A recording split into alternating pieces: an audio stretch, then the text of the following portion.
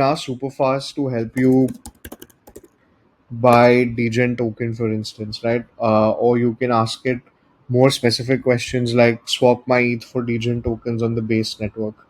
So let's say I ask it, help me buy some degen. It's going to quickly analyze what you mean with your request. It will connect with your wallet and figure out what tokens you have available in order to buy the required token and on which network. It sort of pre-fills that information for you, but you can change it if you wish to. Let's say I'm going to spend a little bit of ETH to buy some degen. It's going to ask me for a final confirmation.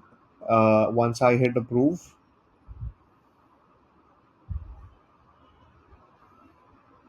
let the wallet estimate the changes. It's going to debit about 0.001 ETH and it's going to potentially give me 164 degen token. We're not using any proprietary smart contracts. This, for instance, is hitting the Uniswap V2 router at this point. So once you hit confirm and the transaction's registered, you're done.